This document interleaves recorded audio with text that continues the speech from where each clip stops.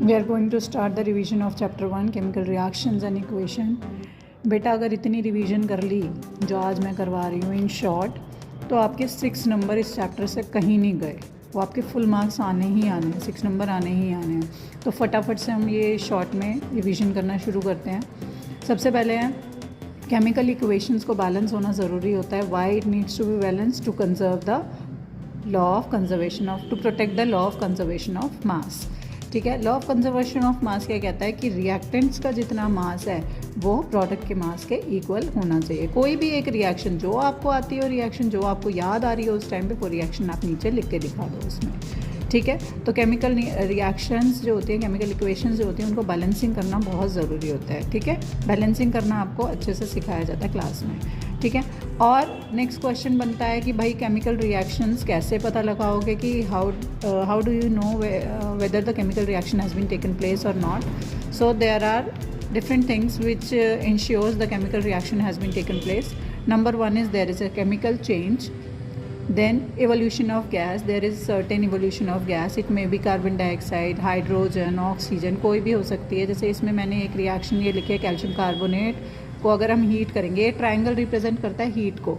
ठीक है, ये ट्राइंगल आपका रिप्रेजेंट करता है हीट को। अगर आप पेपर में ये ऐसे भी बनाएंगे तो भी आपका करेक्ट ही होगा।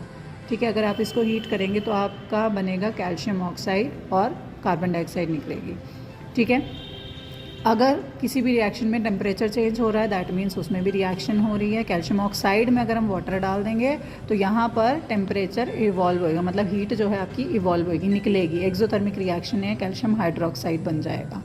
ठीक है, अगर स्टेट चेंज हो रहा है किसी भी रिएक्शन में, अमोनिया और HCl दोनों गैसेज हैं, दोनों गैसेज को अगर हम ट्रीट करते हैं तो ये क्या बनाएंगे, अमोनियम क्लोराइड बनाएंगे। ठीक है, यहाँ पे गैस स्टेट थी और यहाँ पर सॉलिड स्टेट हो गया। ये डाउन एरो क्या रिप्रेजेंट करता है, डाउन एरो रिप्रेजेंट करता है आपके PPTs। ठीक है, इसका मतलब होता है PPT। ठीक है, तो यहाँ पर हमारी स्टेट चेंज हो गई, दैट मीन्स यहाँ पर भी एक केमिकल रिएक्शन हो रही है। और नेक्स्ट है PPT का बनना, फॉर्मेशन ऑफ PPT। तो आपकी जितनी भी डबल डिस्प्लेसमेंट वाली रिएक्शन है वो आप इसमें यूज़ कर सकते हो, जहाँ पर you will be able to see the PPTs formed। जैसे कि पोटेशियम आयोडाइड और लेड नाइट्रेट को अगर हम रिएक्ट करेंगे, दोनों के सोल्यूशन को अगर हम रिएक्ट करेंगे तो what do we get potassium nitrate and lead iodide. Lead iodide के जो क्रिस्टल्स होते हैं वो येलो PPT में फॉर्म होते हैं। ठीक है, तो हम इसको प्रेसिपिटेशन रिएक्शन भी बोलते हैं डबल डिस्प्लेसमेंट के साथ साथ। ठीक है, अब नेक्स्ट है आपका चेंज इन कलर वाला। तो आप एक एक्टिविटी है आपकी बुक में जिसमें कॉपर सल्फेट में आयरन की नेल्स डुबोते हैं। आयरन की नेल्स